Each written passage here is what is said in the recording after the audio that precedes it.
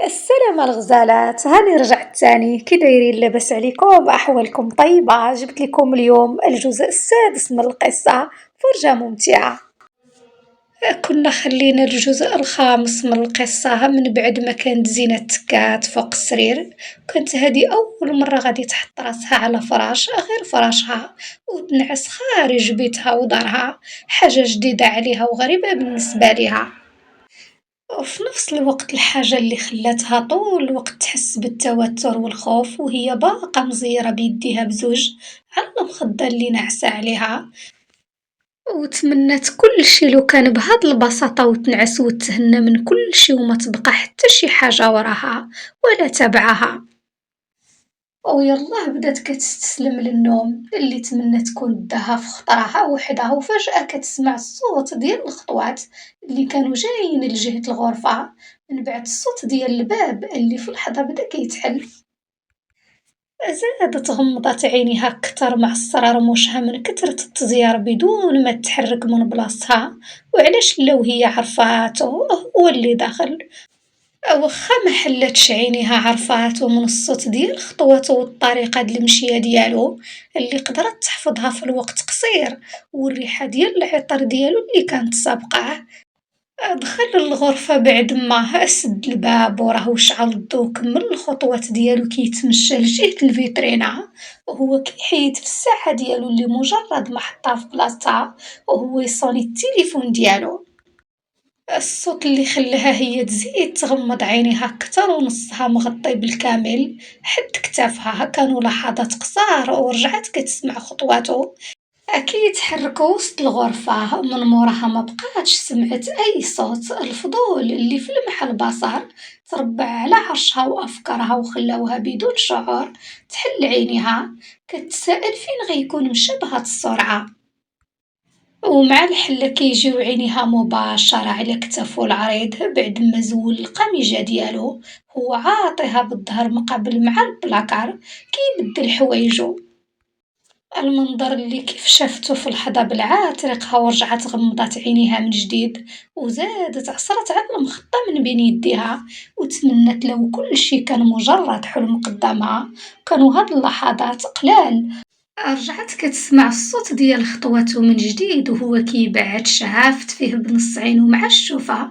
كتلقاه متوجه للباب ديال الحمام بعد ما لبس التيشيرت ديالو اللي كان في الكحل مع سروال خفيف بنفس اللون.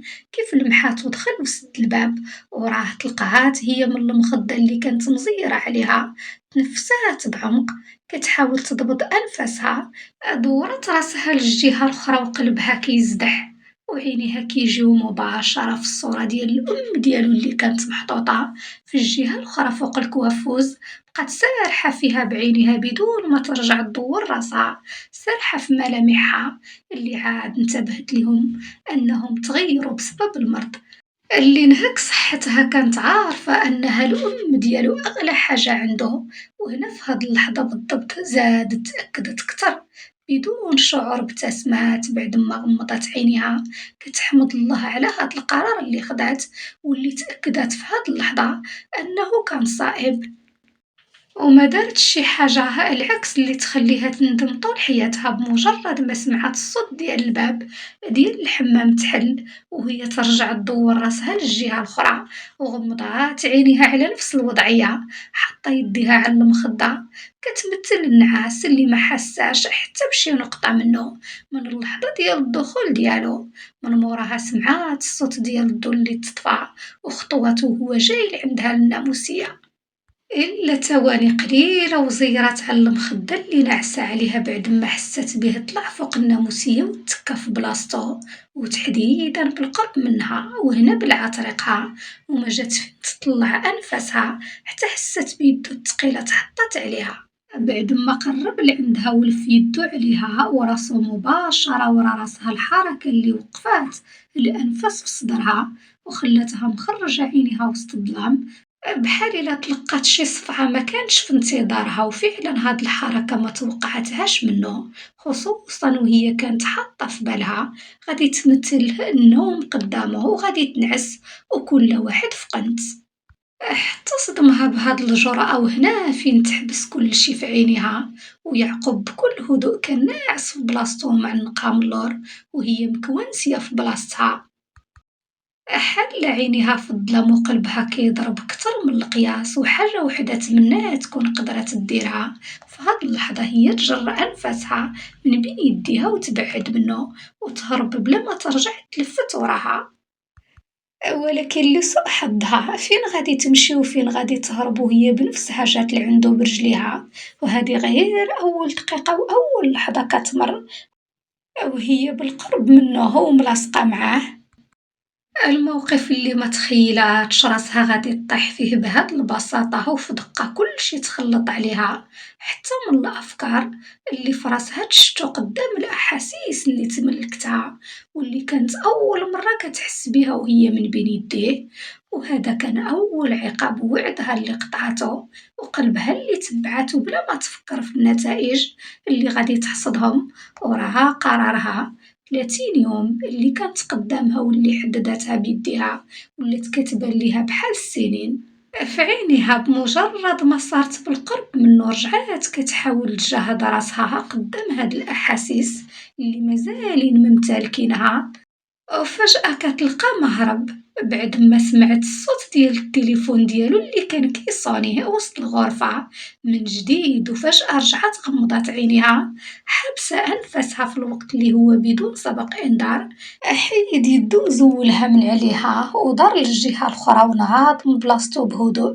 بعد ما شعل الضو ديال الغرفة كيتمشى لجهة الفيترينا اللي كانت مقابلة مع الناموسية، وكيف هز التليفون ديالو من فوقها شاف الرقم اللي كان متصل به في البلاصة، كمل خارج البالكونة، دخل البالكونة بعد ما رد على المكالمة وسد الباب. دورت هي راسها اتجاه الزاج ديال البالكونة وفجأة مع الشوفة كتلقاه قدامها واقف وعاطيها بالظهر بدون حركة والتليفون محطوط على ودنو. ما تملكهاش الفضول جه داك المكالمة قد ما تملكها الإحساس بالراحة بعد ديك المكالمة اللي بالنسبة ليها كانت نجاة اللي خلصتها منه من بعد فقط ثواني قلال بعد ما تاني لمحات ونزل يدو وقطع الخط بدون ما تسمع المكالمة ولا تعرف محتواها. أصلا كان الباب سد وراه بمجرد ما دخل البالكو كيف لمحات وقطع الخط ونزل يدو في البلاصة رجعت دورت وجهها للجهة الأخرى وغمضت عينيها مرة أخرى، ولكن هو هاد المرة ما رجعش لبلاصتو توجه مباشرة للبلاكار جبد حوايجو وبدا كيلبسهم في أقل من دقيقة لبسهم وهز المونطو ديالو لفو على يدو تم غادي لجهة الفيترينا هز الساعة ديالو بعد ما كمل خطواتو مباشرة للباب وخرج وسد الباب وراه، وهنا هي حلت عينيها من بعد ما بدا الفضول كيقرب منها ناضت من بلاصتها وهزت راسها لمحات حوايجو اللي بدلهم مرميين في الأرض، الحاجة اللي زادت زرعت الفضول في راسها أو توجهت مباشرة للبالكون اللي كان خلاه محلول لمحاتو خارج من الدار وهو كيتمشى بخطوات سرعة في اتجاه الطونوبيلة ديالو اللي ركب فيها وديمارا بسرعة في الظلام اللي مغطي المكان، وهنا الفضول زاد كتر. دورات عينيها للغرفة وشافت في الساعة لقاتها الوحدة ونص ديال الليل، وهنا فين طرحت سؤال اللي خنقها على راسها وبدون شعور نطقات فين غيكون مشى. بقات واقفة في بلاصتها أول حاجة طاحت في بالها هي أنها شي حاجة ممكن تكون واقعة في هاد المكالمة اللي جاتو، لأن كون ما كانت شي حاجة مهمة ما كانش غيخرج في هاد الوقت، وفي هاد الوقت هاد الاستنتاج هو اللي قدروا أفكارها يستنتجوه وهي كتمشى الغرفة من جديد أو تحدرات على حوايجو اللي كانوا مرميين في الأرض هزتهم لعندها كتمشى بيهم للبلاكار وهي كطويهم بالعقل، ومخها عمرو ما توقف على التفكير حطاتهم وسط البلاكار ديالو وهي كتشوف في الباب ديال الغرفة وتمنات لو كان شي واحد يقدر يجي للبلاصة ويقول ليها شنو وقع وفين مشى، ولكن شكون غيجي لعندها وكلشي اللي في الدار راه ناعس بعد اليوم اللي دوزوه متعب، ولكن التعب الحقيقي هو اللي عندها هي اللي هزة الحمل اللي كان ثقيل على كتافها الهشيش بلا ما تقد عليه وها هي دابا زادت هَم فوق هَمّها وكيف حطات حوايجو في بلاصتهم، رجعت للناموسية ديالها بنفس خطواتها التقال وتكات في بلاصتها بصمت مسندة راسها على المخدة، كتشوف في المكان اللي كان فيه قبل لحظات ما كانتش إلا ثواني قليلة، والباب فجأة بدا كيتدق عليها، هزات راسها بالزربة وناضت من بلاصتها، بصوت هادي نطقات بعد ما قربات الباب وقالت شكون؟ ليلى بعد ما حلات عليها الباب ودخلت فجأة قالت لها هادي غير أنا. ليلى قالت لها ياك ما خلعتك راني شفت يعقوب خرج وقلت يمكن حتى انت غادي تكوني باقا فايقة داكشي علاش جيت لعندك. زينة قالت لها واش عارفة فين غيكون مشى. ليلى حركات راسها بالنفي وهي كتشوف فيها بنفس الهدوء. قالت لها ولكن انا كان كيحسب لي انت اللي غتكوني عارفة داكشي علاش جيت نسولك. بان ليا كان زربان قلت غادي تكون واقعة شي حاجة حيت ما مولفش ليه يخرج في هاد الليل وفي هاد الوقت خصوصا في هاد اليوم اللي هو اول يوم ليه مع مرتو واول ليلة ليكم. زينة بقات غير ساكتة وفي لحظة سكتات قدامها حتى ليلى ونظرت الاستغراب في عينيها وهي تقول لها بنتو ليا واقيلا بحال إلا ما هدرتوش. زينة رفعت صوتها فجأة قالت لها أنا. ليلى قطعتها بنفس البسمة قالت لها كنظن المشية ديالو خسرات كلشي ما تشغليش بالك دابا يرجع وغادي يقول ليك فين كان. قالت لها وبلا ما نزيد عليك كثرة الأسئلة انتي باينة ما عارفة والو ما قال لك حتى شي حاجة. زينة بقات غير ساكتة ونفس التعابير على وجهها.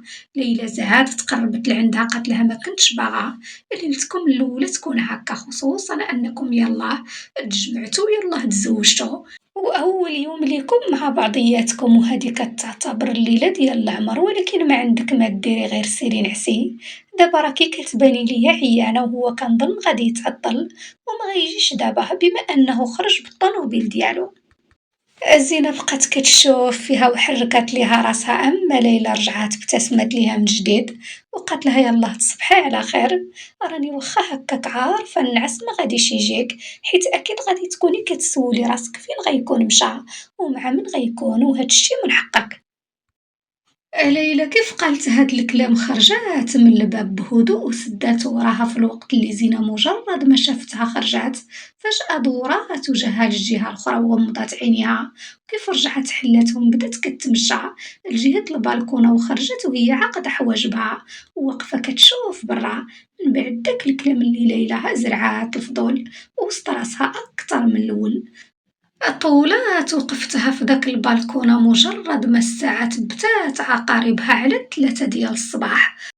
رجعت دخلت وسدات الباب د البالكونة ها كتمشى لجهة الناموسية وتكات في بلاصتها والفضول مرة أخرى ها غادي ياكلها. مرة كتشوف في بلاصتو والمخدة ديالو ومرة كتهز عينيها للساعة اللي كانت قبالتها. الوقت كيمر والنعاس بدا كيخطفها وهي كتراقب الوقت.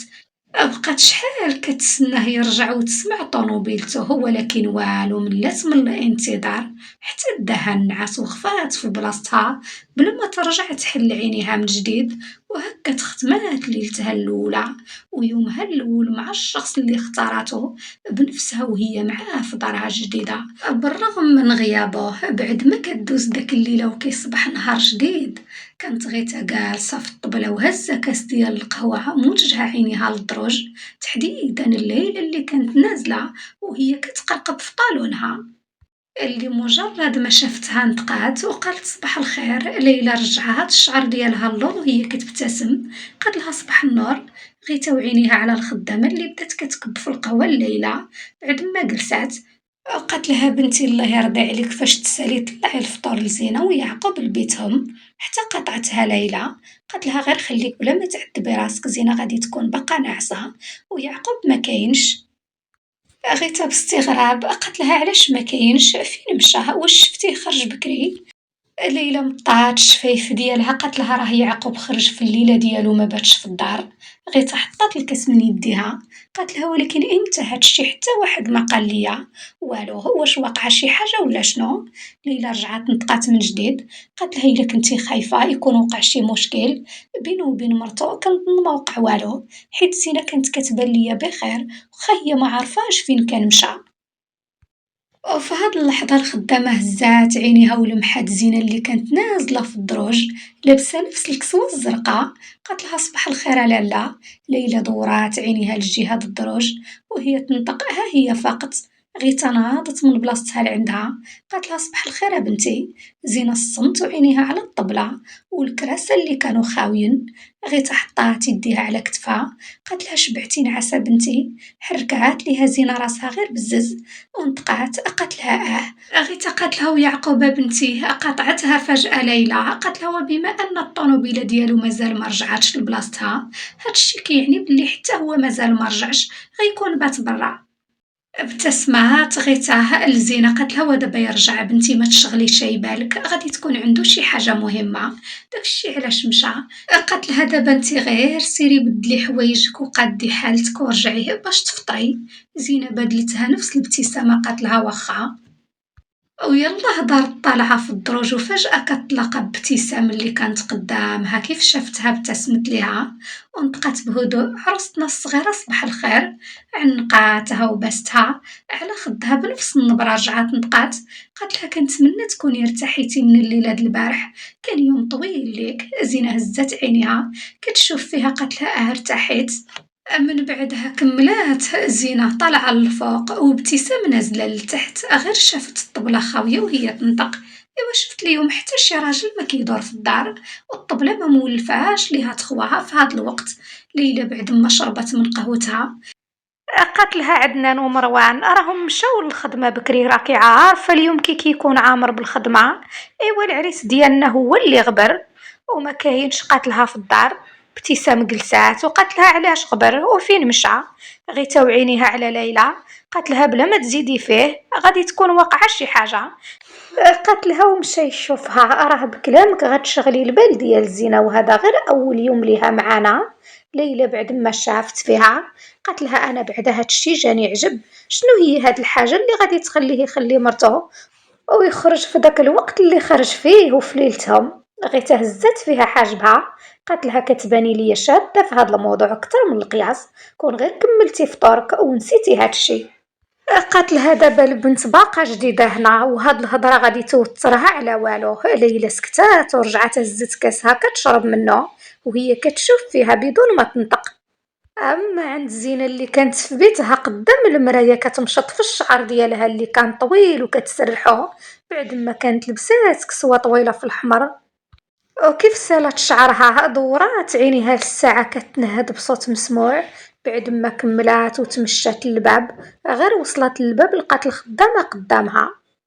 ونطقات الخدامة قالت لها جيت نجمع البيت لالا. زينة بصوت هادي ابتسمات ليها. قالت لها ما كاينلاش انا جمعته وقديته.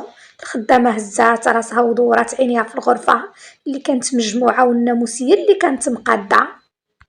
الخدامة قالت لها واخا لالا ونزلات مع الدروج. اما زينة خرجات بدورها وسدات الباب وراها كتمشى مباشرة لغرفة امينة اللي كيف وصلت ليها حلات الباب ديال الغرفة وجاو عينيها مباشرة في الناموسية في وجه أمينة اللي كانت ناعسة مغمضة عينيها ابتسمات. من بعد رجعات بخطوتها كتمشى مباشرة للدروج ويديها محطوطين على شالها كتقاد فيه. وغير وصلت لتحت مجرد ما شفتها غيتا قدامها طلعتها ونزلتها مع ابتسامة ونطقات. قالت لها جي يا بنتي يا جي. اما ابتسام بعد ما شفتها جلسات قدامها قالت لها تبارك الله اي لبسه لبستيها كتجي معاك. اما غيتا قالت لهم تبارك الله يعقوب اختار وعرف شنو يختار. زينة الصمت وفي اللحظة حضرات راسها قدامهم وغيتا رجعت نطقات من جديد وهي كتشوف فيها. قالت لها فاش تفطري يا بنتي اتصلي بعائلتك هما الاولين وهضري معاهم. عارفه دابا غيكون بالهم مشوش عليك وهذا اول يوم غادي تدوزيه بلا بيهم. زينة ابتسمات ليها. قالت لها واخا غادي نتصل بيهم.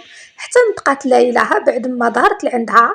قالت لها واش فكرتوا فين غادي تدوزوا شهر العسل انتي ويعقوب. زينة هزات عينيها كتشوف فيها وبزز كتشرب من كاسها. أما ليلى رجعات نطقات من جديد. قالت لها بقى كنعقل انا وابتسام ما خلينا فين مشينا. هي مشات مع مروان، اختاروا يسافروا خارج البلاد، وانا وعدنا نسافرناها من بعدها لتركيا. اول عام من زواجنا كان كله غير دوران، داكشي علاش جاني الفضول دابا نعرف يعقوب فين غيديك حتى انتي. زينة نطقات بصوت هادي، قالت لها ما هضرناش في هادشي، والام ديالو زيدون راها مريضة وهو ما غيقدرش يخليها ويسافر. ليلى سكتات وهزت كاسها تاني، اما غيتا ابتسمات ليها قالت لها الله يحفظك بنتي، عارفك كتفكري في غيرك قبل ما تفكري في راسك، وهادشي اللي عجب يعقوب فيك. اما ابتسام حطات يديها على اليد ديال زينة، قالت لها فاش كنا عندكم داك النهار ما كتابش نشوفك، ولكن خالتي غير تكتب ليها تشوفك. فاش نتوما رفضتو تعطيونا الصافية ليعقوب، واقترح يعقوب يتزوج بك انتي حيت عجبتيه من طريقة كلامك معاه، وحتى من خالتي غيتا كانت متفقة معاه وكلامها كان من نفس كلامه. ودابا كيبان ليا فعلا كان عنده الحق، يعقوب ما غلطش حيت اختارك، بالعكس اختياره ليك كان صائب. أو هنا زينة بدون شعور حطت الكاس من يديها وعقدت حواجبها، وقالت لها وهي كتشوف فيها كيفاش حنا رفضنا الزواج ديال الصافية من يعقوب. غيتا ابتسمات ليها قالت لها هادشي يا بنتي صافي داز والحمد لله، حيت شفناك انتي اللي وليتي دابا من نصيبه.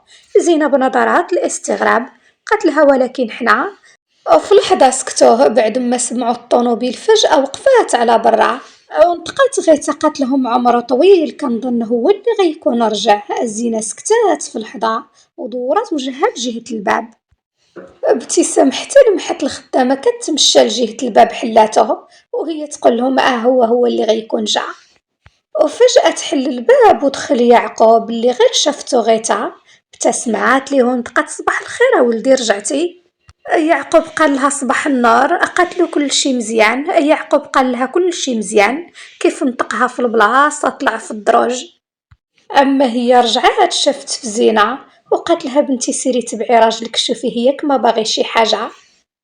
وداك الشي اللي دارت زينة كيف قالتها ليها ناضت في البلاصة تحت أنظارهم كتمشى بخطواتها مباشرة في الدروج تبع يعقوب اللي فجأة طلع واختفى من قدامها. وصلت للفوق ودارت يديها على الباب ديال الغرفة كان محلول، وزادت حلاته كتر ودخلت بهدوء وهي كتمشى بخطواتها الميلة. وكيف دخلت سدات الباب وراها وبنبرة هادئة نطقت وهي حاضرة راسها قدام يعقوب اللي كان كيحيد المونطو ديالو. قالتلو واش بخير؟ قال لها بخير وبدا كيحيد القميجة ديالو مازال كيقول فيها. وزينة فجأة كتلمح واحد الجرح اللي كان باين بالضفار ورا الرقبة ديالو، وفجأة سكتات ونزلت راسها باستغراب في الوقت اللي هو بنفس النبرة رجع نطق وهو مازال عاطيها بالظهر. قال لها طلبي من الخدامة تجمع لك حوايجك. زينة فجأة هزت راسها فيه مستغربة وقالت له علاش فين غادي نمشي. يعقوب قال لها غادي نمشيو لدارنا فين غادي نستقروا فيها بزوج. زينة عينيها داوها مباشرة الرقبة ديالو فين في هذيك الخدشة اللي كانت كبيرة. قالت له الأم ديالك بلعت ريقها بهدوء وبنفس النبرة رجعت نطقات. قالت له كنظن انت ما خصكش تكون بعيد عليها. يعقوب فجأة دار لعندها قال لها ما غنكونش بعيد عليها، من بين فترة وفترة غادي نجيو لهنا.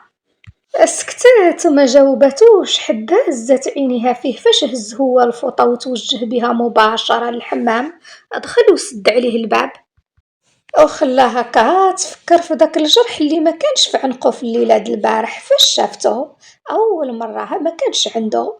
فاش كان كيبدل حوايجو قدامها حست بالتلاف، تمنى تكون قدرت تسولو فين كان وفين مشى وشنو السبب ديال داك الجرح اللي دمو مازال جديد. الفضول بغا يقتلها وأسئلة كتيرة بدات كدور ليها في راسها ما لقات ليهم حتى جواب. قربوا يحمقوها كانوا لحظات قلال وسمعت الصوت ديال الضحك اللي جايين من الجردة.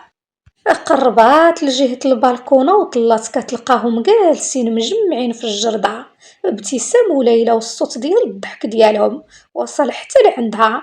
من موراهم سمعت الصوت ديال الخدامة اللي كيف دقات في الباب نطقات من برا بلا ما تدخل جبت القهوة ديال السي يعقوب. زينة بعد ما دورات وجهها لجهة الحمام لقاتو مازال مسدود. قالت لها دخلي. دخلت الخدامة وحطت القهوة فوق الطبلة وقالت لها واش محتاجة شي حاجة لالا. غيتا قالت لها لا شكرا تقدري تمشي. وكيف خرجت الخدامة دخلات هي البلاصة اللي علق هو فيها المونطو، جرات ولعندها وفي لحظة غمضات عينيها من بعد ديك الريحة القوية اللي طلعت معانيفها بدون شعر. زيرات على المونطو وهي باقا كتشم الريحة اللي خلاتها تعقد حواجبها من أول لحظة. في الوقت اللي لسانها بدون شعور نطق وقالت واش فعلا نسيتي ماضيك وقررتي تبدا حياتك جديدة من جديد، ولا قرارك كان تجمع ماضيك مع حاضرك وتوهم كل شي بالسعادة الزائفة اللي رسمها قدامهم وقدامي واخا انت ما حاش حتى بشي حاجة منها. لحظات وهي باقا واقفة قدام البلاكار وشادة المونطو ديالو من بين يديها ومزيرة عليه، وجات الصورة فجأة ديال الصافية اللي ترسمت قدام عينيها ونزلات يديها. قالت واش كنتي غادي تصبري لهاد الشي بصوت غير مسموع. نطقات وهي باقا تحت تأثير الصدمة. رجعت حطات داك المنطف في بلاصتو ودورات راسها كتسمع الصوت ديال الرشاش اللي كان مازال مطلوق. عرفت باللي يعقوب مازال في الحمام.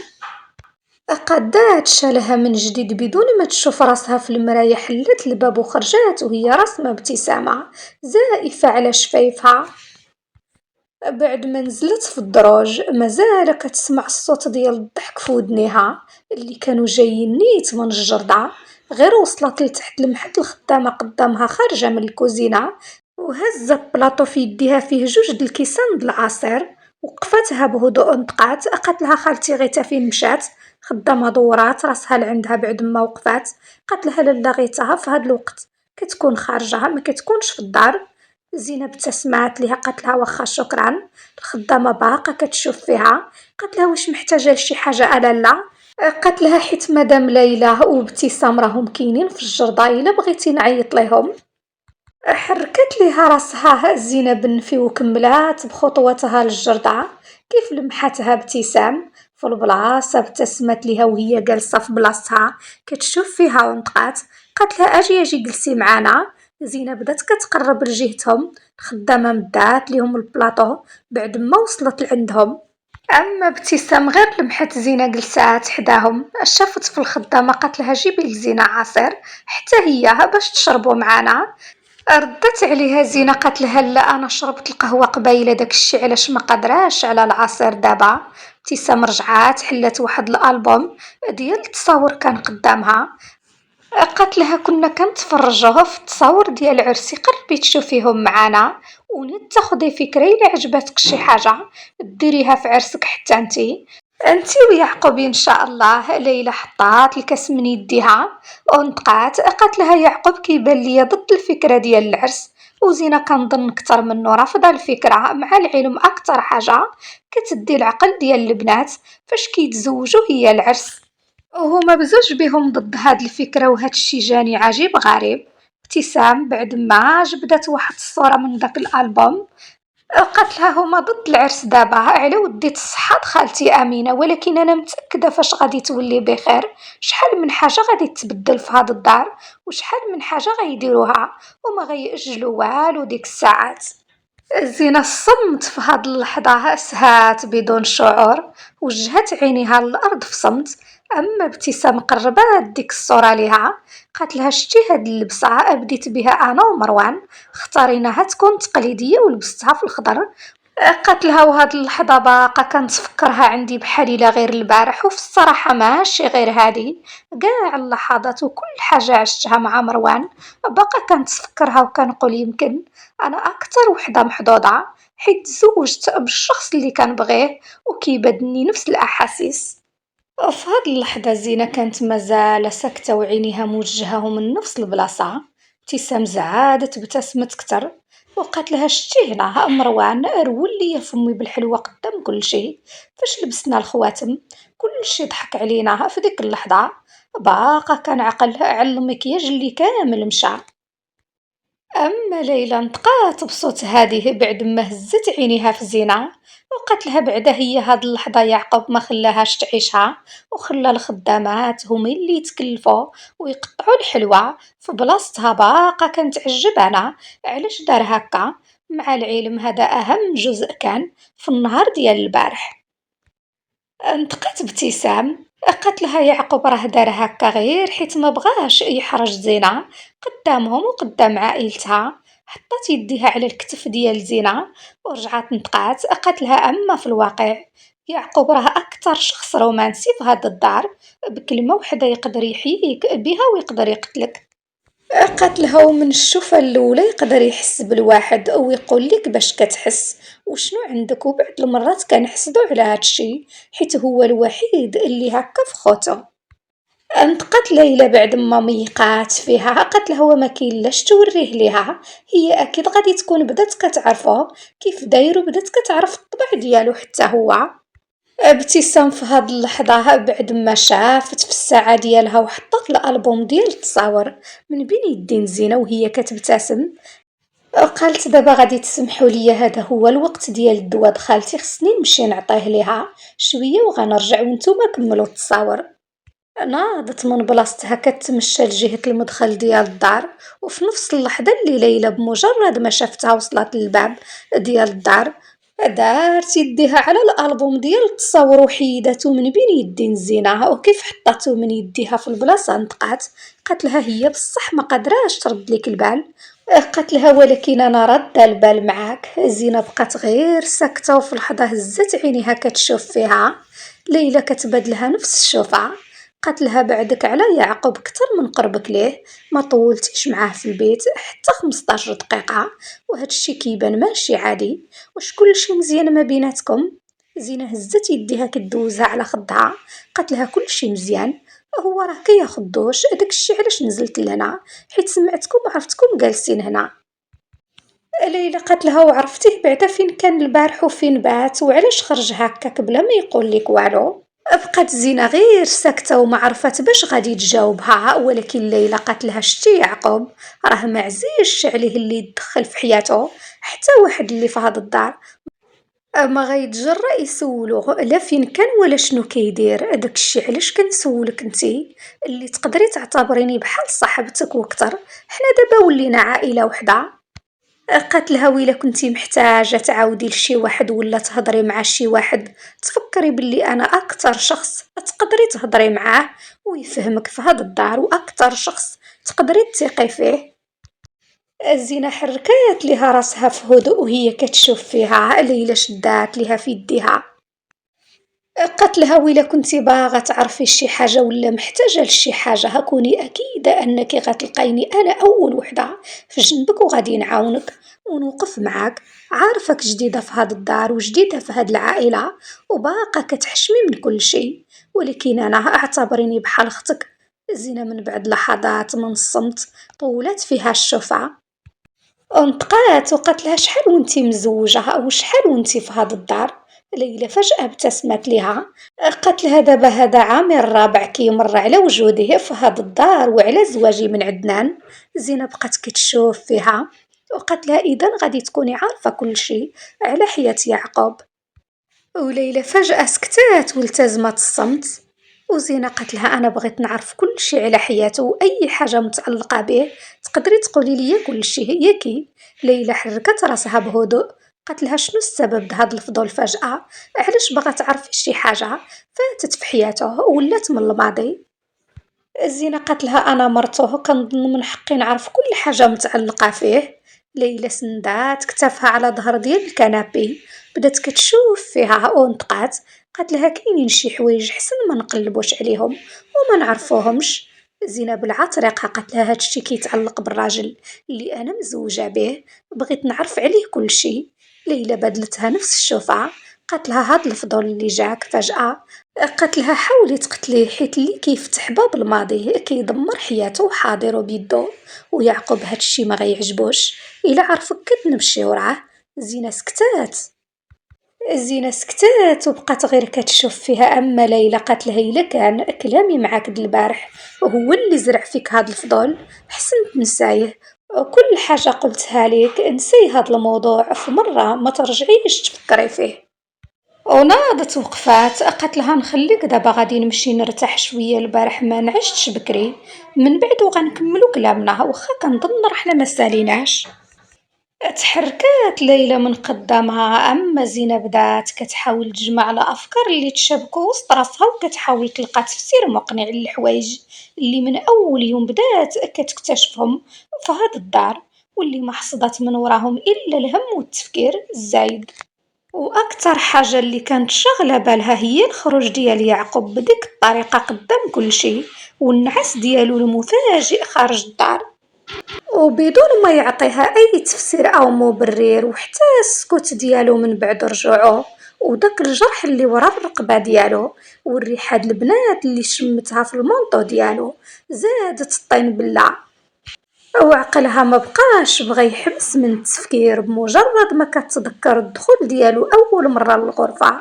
فاش عنقها الليلة د البارح هزات راسها وغمضت عينيها، تنفسات بعمق كتحاول تخلص من دوك الأحاسيس المريرة اللي تملكتها فجأة، وهزات يديها وحطتهم على راسها مزيرة عليه، وفي نفس اللحظة اللي كانت وقفات غيتا من وراها وقالت زينة الصمت غير حلات عينيها من جديد وهي باقا حاطة يديها بزوج على راسها.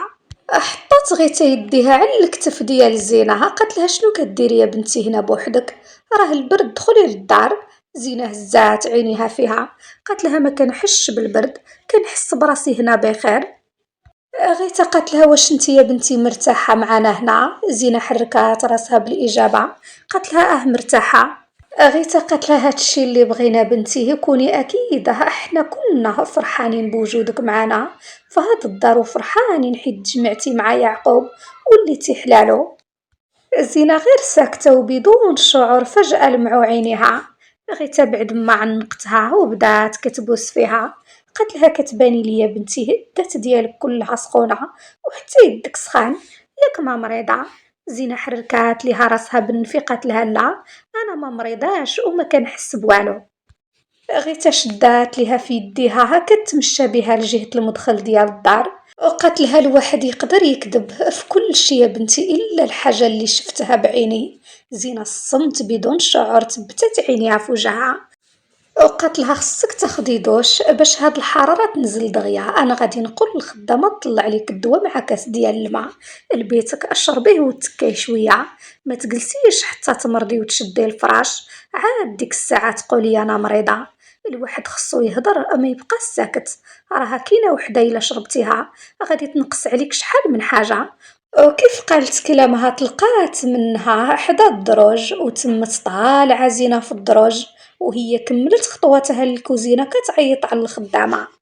أما زينة اللي كانت طلعات مع الدروج كيف وقفت حدا الباب نطقات بنبرة خافضة وقالت خصني نسولو ونحيد هاد السكات اللي قرب يقتلني. وكيف حلات الباب ديال الغرفة مع الحلة كتلقى يعقوب قدامها جالس وشاد عرام ديال الوراق من بين يديه حاضر راسو وموجه كل تركيزو ليهم بانتباه، وكيف شافتو بنص عين سدت الباب وتوجهت لعند الفوطة اللي كان حاطها فوق الناموسية، هزاتها من بين يديها وتوجهت بها لجهة الحمام في الوقت اللي كان هو حاضر راسو موجه عينو للوراق. وكيف دخلت للحمام علقت ديك الفوطة في بلاصتها في لحظة لمحات الفاصمة اللي كانت محطوطة حدا لابابو مع قرعة ديال الدواء. بمجرد ما شفتهم جات من بين عيني هذيك الجرحة اللي كانت عنده في عنقه، خرجات من جديد من تما كتمشى بخطواتها الثقال، وكيف وقفات حدا الناموسية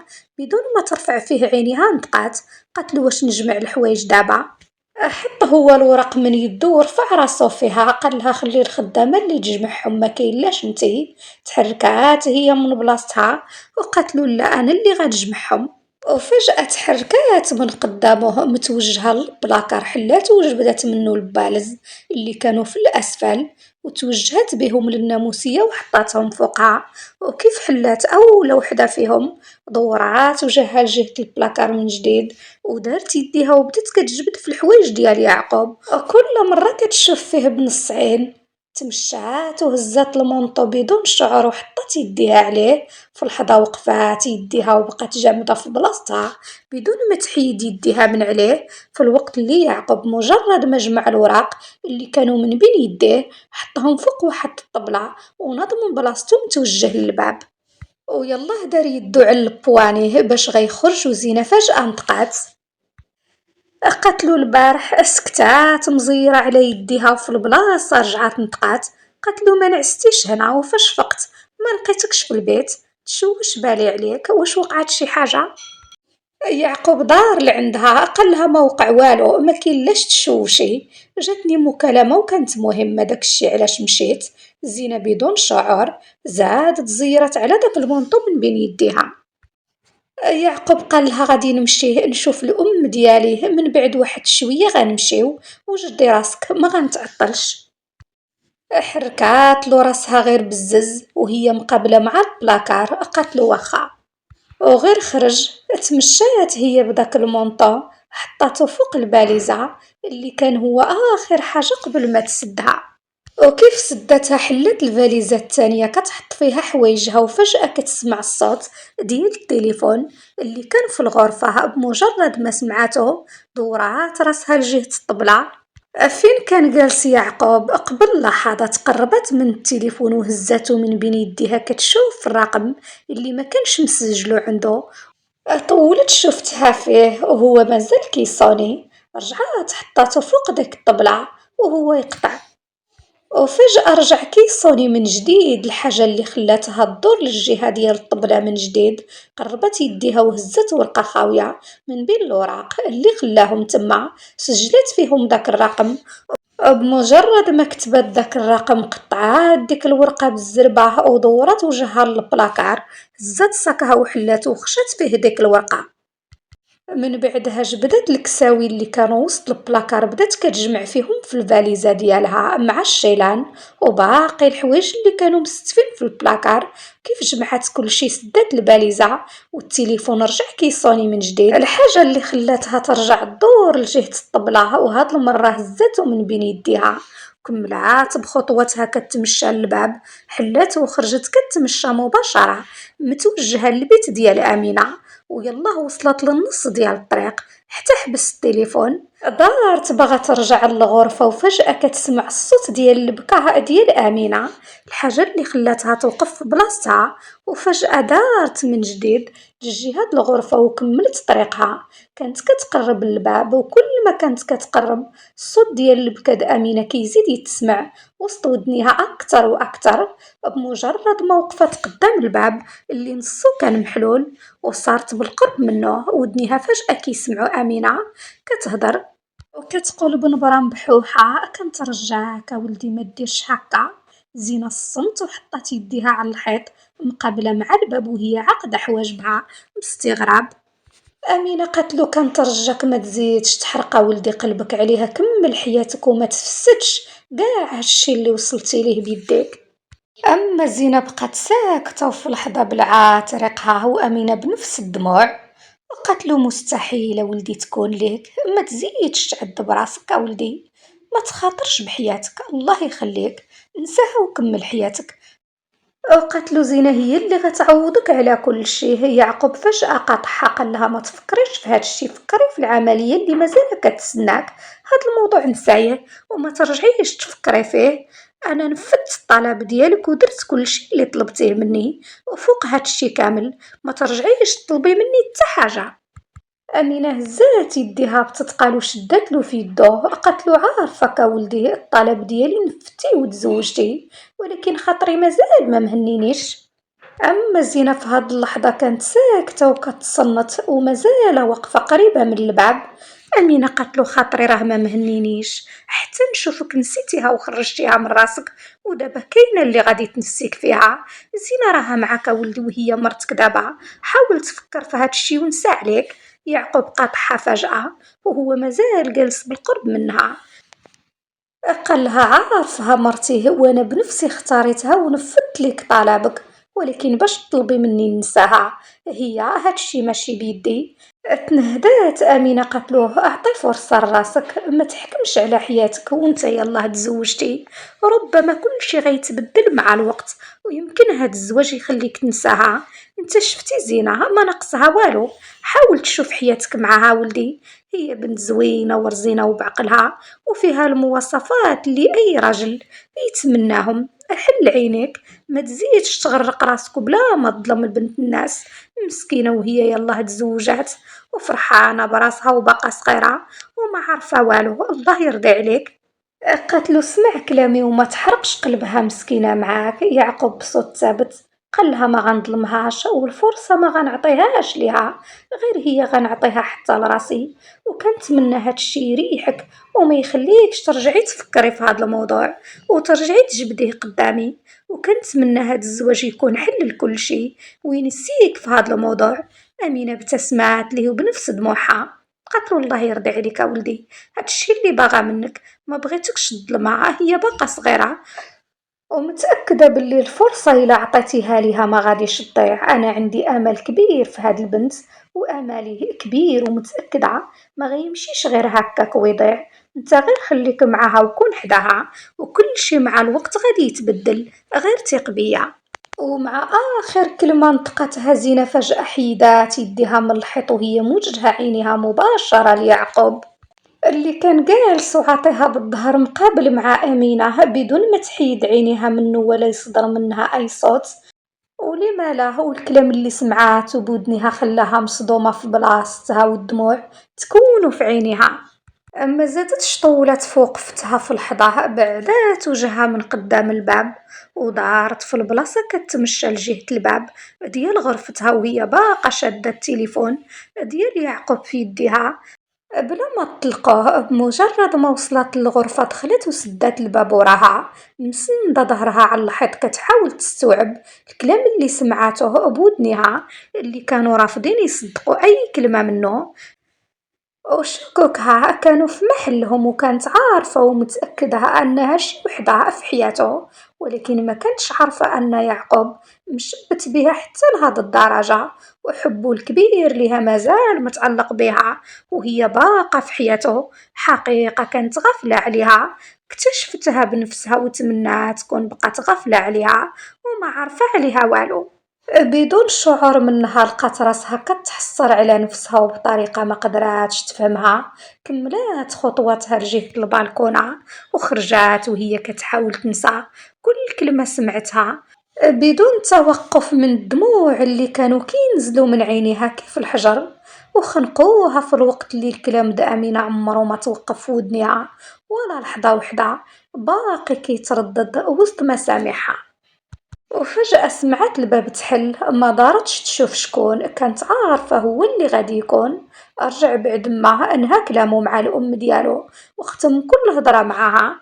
بقات واقفة في بلاصتها في البالكونة كتحاول بزز تستوعب الحقيقة اللي كل شي مخبيها عليها واللي اكتشفتها بنفسها. ما كانتش إلا ثواني قليلة والصوت ديال التقرقيب ديال الطالون بدا كيتسمع في أرجاء الغرفة، وهنا عرفته ماشي هو اللي دخل وتوقعها ما كانش في محله. الباب بقى محلول ما تسدش. كانت اللحظة قليلة وهي تسمع ليلى نطقت بنبرة مسموعة وعينيها موجهين مباشرة للناموسية وقالت وصافيه غادي تمشيو.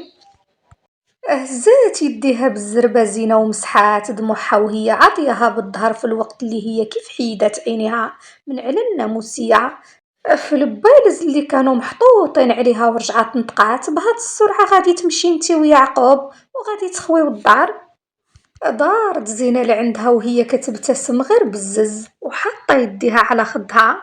قالت لها يعقوب بغانا نمشي وداك الشي علاش جمعت كل شي ووجدت راسي واحد شوية وغنمشيو. ليلى رجعات دورت عينيها موجهاهم للناموسية. قالت لها فكرة مزيانة، ملي درتو هكا هانتوما راكم مازالين عرسان جداد ومن حقكم تبقاو بوحدكم. زينة الصمت من طرفها توجهات لجهة الكوافوز بنفس التعابير وحطت التليفون ديال يعقوب اللي كان من بين يديها بقات عاطياها بالظهر. ليلى تبعتها بعينيها قالت لها قبيله فاش كنا جالسين في الجردة حسيت باللي يمكن هضرت معاك بطريقة قاسية، داكشي علاش جيت دابا نعتذر منك. خفت نكون طريقتي معاك في الكلام جرحاتك وتكوني تقلقتي مني. زينة اللي كانت باقا مقابلة مع الكوافوز قالت لها ما عندي علاش نتقلق منك، بالعكس كان عندك الحق في كل كلمة قلتيها وانا صافي نسيت كل شيء. ليلى عقدات حجبانها باستغراب، قالت لها: ما لقيتيش الجواب لأسئلتك عندي، كيفاش نسيتي؟ مازال ما كملتش كلامها حيت قطعتها زينة بعد ما دارت لعندها. قالت لها: انا ما بقيتش باغا نعرف حتى شي حاجة على حياة يعقوب، ما بغيتش ندخل راسي في الماضي ديالو، داكشي اللي داز في حياته ما بغيت نعرف منه والو، اللي كيهمني دابا هو الحاضر وحياتي معاه. وكيف قالت كلامها تحدرات على البلز اللي كانوا فوق الناموسية. أما ليلى رفعات صوتها هاد المرة من جديد ونطقات، قالت لها: راها سميتها هدى. زينة الصمت وفجأة وقفات خطواتها. ليلى رجعت نطقات من جديد، قالت لها: علاقتها بيعقوب راها علاقة قوية وبدات من سنين هادي، ويعقوب كيبغيها لأقصى درجة ممكن تخيليها في بالك، والحاجز الوحيد اللي واقف قدام علاقتهم هو باها، وغير هكذا يعقوب ما كانش غيبعد عليها وحتى هي ما كانش غادي تكون بعيدة عليه. وقصة يعقوب مع هاد البنت كلشي في هاد الدار عارفها، داكشي علاش جيت نقول لك كلشي قبل ما تعرفيها من بلاصة أخرى. قالت لها: حيت عارفة طال الزمن ولا قصر الخبر غيوصلك. زينة الصمت كتشوف فيها بلا شي تعابير. وقالت لها: باها هو أكبر عدو ليعقوب، والعائلة ديال هاد البنت هما السبب في هاد العداوة، وهذا هو السر الوحيد اللي عند يعقوب، واليوم خبرتك به تقدري تقولي بقيتي فيا، خصوصا بعد الفضول الكبير اللي شفتو في عينيك واللي شدك على حياة يعقوب فجأة. غير هكاك ما كنتش غادي نهضر وما كنتش غادي نقول لك حتى شي حاجة، حيت عارفة يعقوب كيفاش داير، خصوصا من الناحية ديال هذا الموضوع. وكيف كملت كلامها قربات لعندها وقفت قدامها وحطت يديها على الكتف ديال زينة. قالت لها: انتي كتباني ليا درويشة وظريفة وماشي ديال هاد العذاب، داكشي علاش غادي نعطيك نصيحة وحدة. الا كنتي كتفكري تدخلي يعقوب لراسك وكتشوفي باللي باغية تكملي حياتك معاه، حسن من دابا تحاولي تخرجي هاد البنت من حياته وعقله، حيت هاد الطريقة هي الوحيدة اللي غتخليك تكسبيه وتوصلي لقلبه وتخلي هاد الزواج ينجح وتاخدي بلاصتك في حياته وقلبه كيف ما خديتيها في هاد الدار. من غير هكا زواجكم ما غاديش ينجح وغادي يبقى مجرد ستار خارجي. العلاقة مع هدى بقاي عاقلة على كلامي، زواجكم غادي يكون مجرد كذبة وهما كيحاولوا يتيقوا وجوده في هاد الدار. قالت لها: وانا عارفاك ما غتصبريش وما غاديش تستحملي تشوفي الراجل اللي يلاه تزوجتي به كاين مع وحده اخرى، وانتي راكي شفتي البارح بعينيك ما كاملش على جواجك حتى ليله وحده، مشى كيجري لعندها وخلاك بوحدك قدام كل شيء. كوني اكيده داكشي اللي وقع البارح غادي يتكرر كل نهار. إلا بقيتي ساكتة وواقفة كتفرجي بلا ما تنقدي زواجك اللي من دابا بدا كيضيع، وكنظن أنك انتي ما غتكونيش وافقتي على زواجك منه غير هكاك، هو أكيد غيكون حرك فيك شي حاجة وبدا كيدخل لعقلك وقلبك. هادشي كامل وزينة غير ساكتة وكتشوف فيها. قالت لها: الخيانة ما كاينة حتى شي مرا كتصبر ليها، وانا اكثر وحده عارفه كيفاش كيكونوا الاحاسيس ديال المراه الا شافت راجلها اللي كتبغيه كاين مع وحده اخرى، وهذا الاحساس حتى وحده ما غتقدر تصبر ليه، ومع الاسف انت غادي تعيشيه كل يوم الا بقيتي ساكته ودفنا العذاب في قلبك. داكشي علاش غادي ننصحك لاخر مره، إلا بغيتي يعقوب يكون ليك تحركي وتقاتلي على ودوه باش تكسبيه ويكون ليك. زينة وفي لحظة رفعات صوتها بعد ما تغيروا التعابير ديال وجهها. قالت لها: علاش بقيتي ساكتة حتى لهاد الوقت كامل وحتى لدابا عاد هضرتي؟ علاش هاد الكلام ما قلتيش في الصباح؟ وحتى فاش سولتك على الموضوع سكتي ما قلتي والو وطلبتي مني. قاطعتها ليلى، قالت لها: بعض المرات قبل ما كنتصرفوا ونديروا شي حاجه خصنا نفكروا مزيان، وانا هادشي اللي درت فكرت مزيان قبل ما ناخذ هاد الخطوه ونجي نهضر معاك. وداكشي اللي باين على وجهك واللي كتحاولي تخبيه من كل شي ومن يعقوب نفسه انا الوحيده اللي قدرت نشوفه وانا الوحيدة اللي قدرت نلاحظه في كلامك في الجردة ما كانش غير بدافع الفضول، كان بدافع الغيرة. انتي بسبب خروجه البارح والنوم ديالو على برا خلاك غير تالفة، وهذا كان غير اول يوم. داكشي علاش لاخر مرة غادي نرجع نقول لك، الا كنتي باغا تستمري مع يعقوب وتحافظي على زواجك منه، خرجي وجود هدى من حياته وبعديها عليه، حيت هذه هي الطريقة الوحيدة باش هو ينساها ويخرجها من راسه بالمرة. وكيف قالت كلامها توجهات للباب وحطت يديها على البواني، ما كانتش إلا تواني قليلة حتى لمحت يعقوب جاي خارج من الغرفة ديال مو كيقاد الكرد القميجة ديالو. وفجأة قربت لعندو قاتلو زينة، قالت لي غادي تمشي وبان ليا بحال إلا بقى فيها الحال. يعقوب عقد حواجبو فيها وهي كملات كلامها، قاتلو واقيلا دغيا ولفات هنا كون غير بقيتو هنا. وفجأة قطعها يعقوب قالها كيف ما ولفت هنا تقدر تولف حتى تما، والخدمة ديالي بعيدة من هنا، داكشي علاش قررت نمشيو دابا من هنا. رجعات شعرها اللور وقالت له بصح غير هو، ها خالتي امينه حتى هي ما غيعجبهاش الحال، كنظن غتبغي تشوفكم انت وزينه كل نهار قدام هذاك الشيء، علاش من الاحسن فرجعت تفكر في الموضوع ديال استقراركم بوحدكم. وزينه يلاه بدات كتولف الجو العائلي وحتى انت يلا. قطعها فجأة يعقوب قالها هادشي فكرت فيه مزيان والاستقرار ضروري منه، ودابا وصل وقته وزينة عارف كيفاش نخليها تولف، ما كاينلاش تهزي الهم ديالها.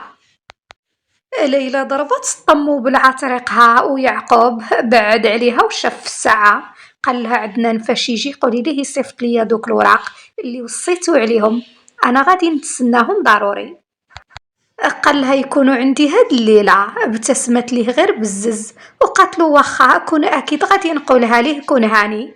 تحرك في البلاصة من حداها وتقدم للباب ديال الغرفة، حلو في البلاصة ودخل وسدو في الوقت اللي هي غير شافته دخل وسمعت الصوت ديال الباب تسد. غمضات عينيها وعقدت حواجبها بعد ما تغيروا التعابير دوجها بدون ما تحرك من بلاصتها ولا ترجع تنطق بتا شي حرف. أما يعقوب مجرد ما دخل الغرفة هز الورق اللي كان خلاهم فوق الطبلة، دور عينه في الحظة وانتقل لها فين تليفوني كان هنا فوق هاد الوراق ما شفتيش. زينة دورات عينيها لعنده ونطقات بهدوء وقالت له أنا اللي هزيته، قربات الكوافوز وهزته ومداتو ليه ورجعت نطقات. قالت له كان كيصوني فاش هزيته وفاش بغيت نجيبو ليك أقطع الاتصال.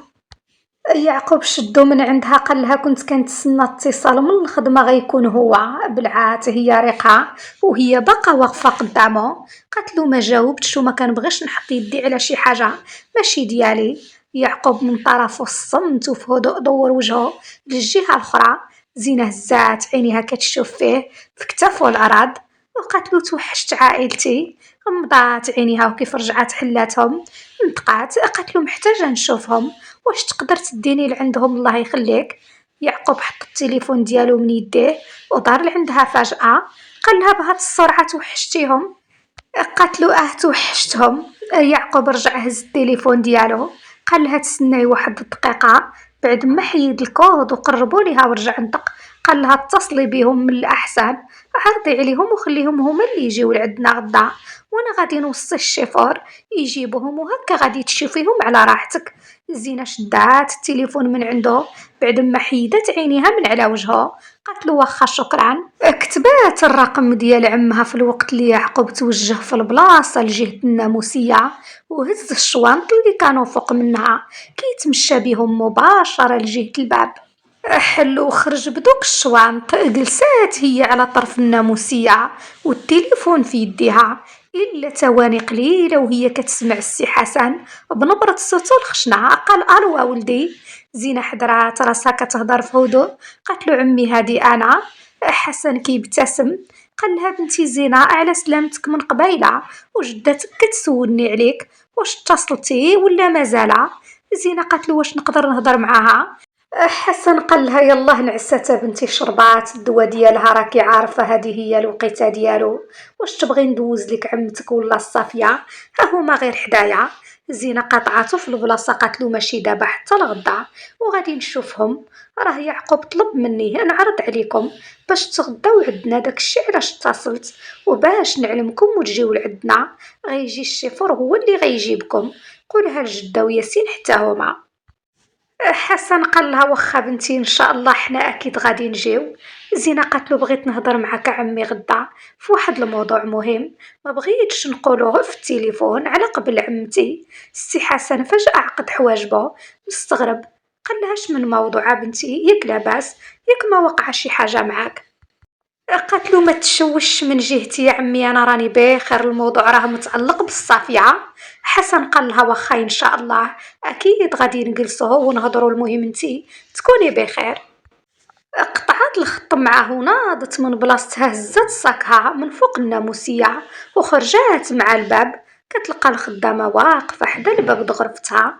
قالت لها السي يعقوب كيتسناك لتحت لالا وطلب مني نعيط عليك. زينة حركات ليها راسها، قالت لها واخا شويه وغادي ننزل.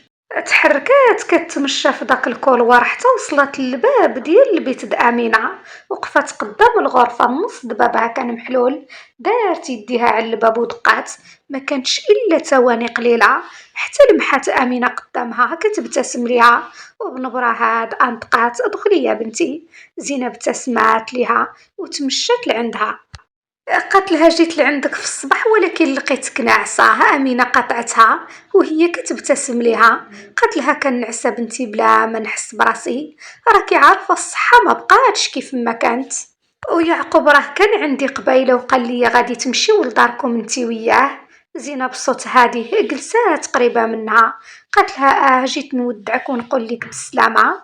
أمينة هزات يديها في البلاصة وحطتها على يد زينة وهي باقا كتبتسم ليها. قالت لها الله يعاونكم بنتي ويهنيكم في داركم، عارفة ما كاينلاش نطلب منك تهلاي في ولدي يعقوب، حيت عارفة لمن مأمنة ولدي وعارفة كيف ما وعدتيني يعقوب غادي تحطيه من بين عينيك وغادي تحافظي عليه وعلى علاقتكم وزواجكم. زينب ابتسمات ليها، قالت لها راني باقا عند وعدي ما نسيتوش. أمينة من بعدها تنفسات بعمق، قالت لها الله يرضي عليك بنتي، كلامك هو أكثر حاجة مفرحاني وعندي ثقة كبيرة فيك، وحاجة وحدة اللي غادي نطلبها منك بقاي كيف ما انتي، عمرك ما تبدلي وعمرك ما تخلي صورتك في عينين ولدي تبدل، خليك ديما زوينة في عينيه، هكا الله يرضي عليكم بزوج. زينة بقات ساكتة وهزت يديها باستها، وأمينة بقات كتشوف فيها بنظرة رضا. قالت لها انتي دابا في مقام بنتي، كنتمنى من الله يحفظك من كل شر ويخلي ايامك كلهم زوينين بحال قلبك. من بعدها زينة باستها على يديها من جديد وناضت من بلاصتها. وقالت لها ان شاء الله خليت لك الراحة تهلاي في راسك، وكيف قالت كلامها طولات فيها الشوفة وحضرات راسها كتمشى لجهة الباب حتى وصلت لتحت. لمحات ابتسام وغيتا اللي كانوا واقفين برا من الجردة مقابلين مع الطوموبيل ديال يعقوب. دارت كتهضر مع الخدامة اللي كانت خارجة من الكوزينة. قالت لها ممكن تقولي لي فين نقدر نلقاها؟ الخدامة بعد ما وقفات فجأة في بلاصتها قالت لها شكون لالا؟ زينة بصوت هادي ليلى. دورات الخدامة عينيها، قالت لها ما عرفتش لالا، يمكن مازال ما نزلاتش. وفجأة تسمع الصوت ديال ليلى كتهضر من الدرج. قالت لها انا غير هنا غير حداك، ما تخافيش ما غنخليكش تمشي بلا ما نودعك. زينة بقات كتشوف فيها وفي لحظة وصلت الاخرى حداها. الخدامة انسحبات من حداهم وليلى قالت لها الا كنتي غادي تقولي شي حاجة كتعلق بالموضوع ديال القبايلة انا كنسمعك. زينة دورات عينيها لجهة الجردة جو مباشرة على يعقوب وقالت لها فين نقدر نلقاها وشنو نقدر ندير باش نوصل ليها ونخليها تبعد عليه بلا ما نضرها ولا تضرني. ليلى قالت لها واش متأكدة من هاد الخطوة وبهاد الزربة باغا تهني منها؟ زينة عقدات حواجبها، قالت لها بغيت غير نشوفها ونوصل ليها، غادي تعاونيني؟ ليلى تنهدت بصوت مسموع وقالت لها ما كتغلب المرأة غير المرأة، وهدى ما كنظنش واش غادي يعجبها الحال الا شافت مرات الراجل اللي حاربت كل شيء على ودو واقفه قدامها ولابسه الخاتم اللي من المفروض تكون هي اللي لابساه ومن نصيبها. زينة قالت لها ما غاديش نقرب ليها وما غنخليهاش تشوفني دابا. ضحكات ليلى بهدوء وقالت لها وشنو اللي كتفكري ديري؟ قالت لها واش باغيه تراقبيهم من بعيد وتشوفيهم كيفاش عايشين وكيستمتعوا بحياتهم على حسابك انتي؟ زينة قالت لها بغيت غير نتأكد وما بغيتش نحكم عليه قبل ما نشوف كل شي بعيني. بغيت نشوف واش يعقوب فعلا مازال معها مستمر معها واخا تزوج بيا. ليلى زادت ضحكات قالت لها وشنو غادي تشوفي مازال؟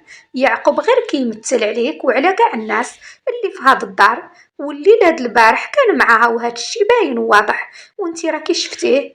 امتى رجع بعد ما دوز الليله معاها؟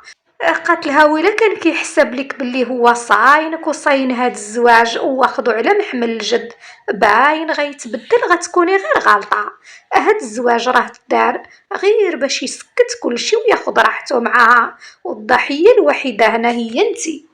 قالت لها والعنوان ديال هدى غادي نحطو من بين يديك والنهار يعقوب يغبر عليك وتقلبي عليه وما تلقايهش كوني متأكدة غادي تلقايه معاها في هذا العنوان.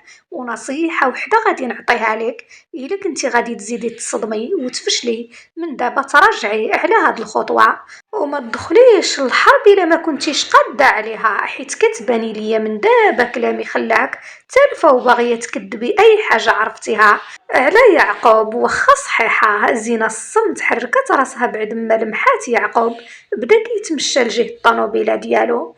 ليلى زادت بخطواتها للقدام قالت لها النهار تشوفي كل شي بعينيك غادي تزيدي تأكدي من كلامي حيت ما كاينه حتى شي حقيقة أخرى ورا الكلام اللي قلتو ليك. قالت لها ويلا كنتي بصح ناوية تستمري معاه ما تبقايش جالسة مربعة يديك وكتشوفي داكشي اللي من حقك من بين يدين وحدة أخرى.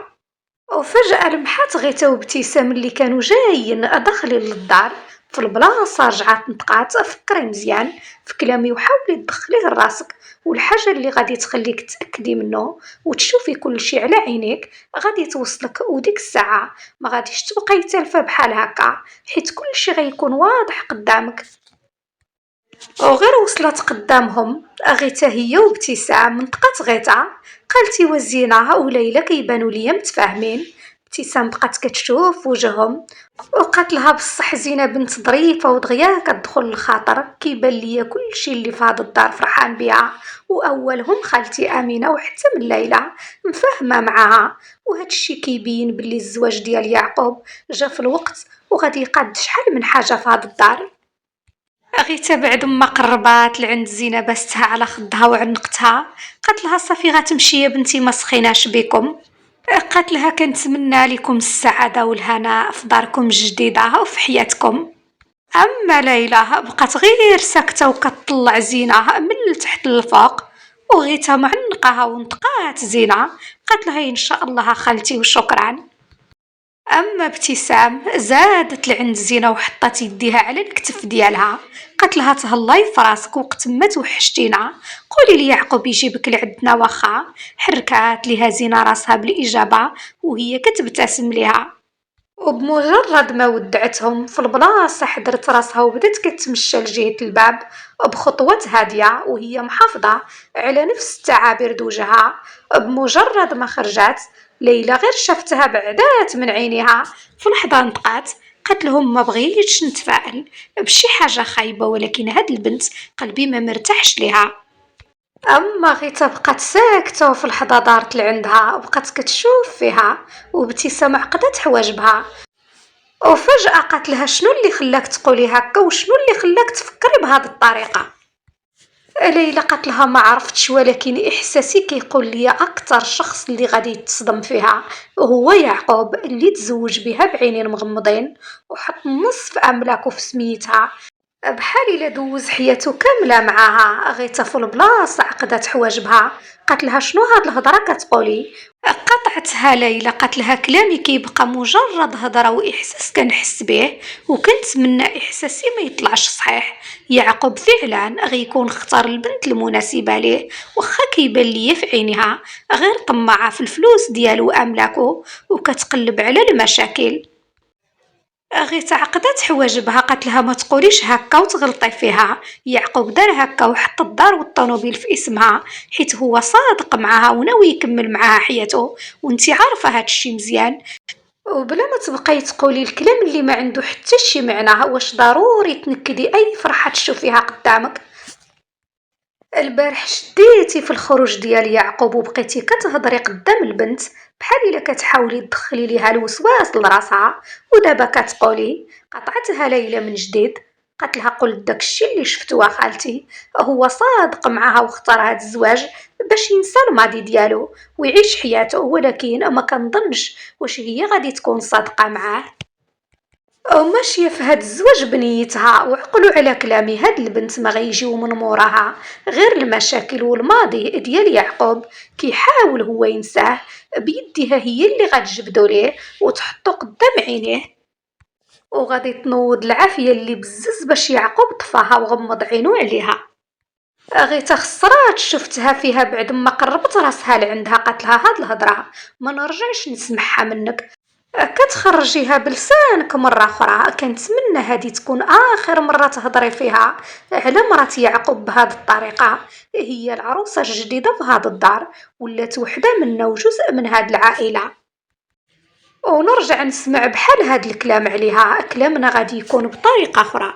والموضوع د حياة يعقوب القديمة وكل حاجة متعلقة بهدى، انتي عارفة يعقوب محدر على كل شيء يرجع يجبد عليه هاد الشي قدامه ولا يهضر فيه في هاد الدار، خصوصا من مور زواجه والحياة ديالو الجديدة اللي يلاه بداها.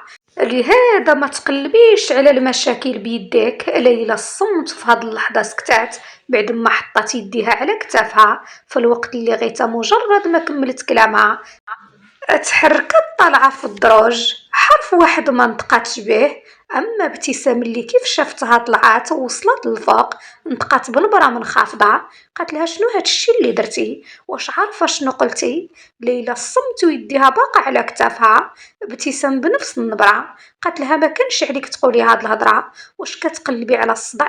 ليلى ضهرت لعندها قالت لها ما كنقلبش على الصدع، انا هضرت على داكشي اللي شفتو بعيني. يعقوب راه دار أكبر غلط فاش تزوج بهاد البنت وعطاها فرصة بحال هادي، هي غير غادي تندمو وغتزيد تفكروا في الجرح اللي كيورك عليه باش ينساه، ولكن قريب غتشوفوا كل شي بعينيكم. وهنا كيتسالى هاد الجزء، وشكرا لكم البنات على القلوب اللي كتحطوا ليا، وتسنوني في الجزء الماجي ان شاء الله.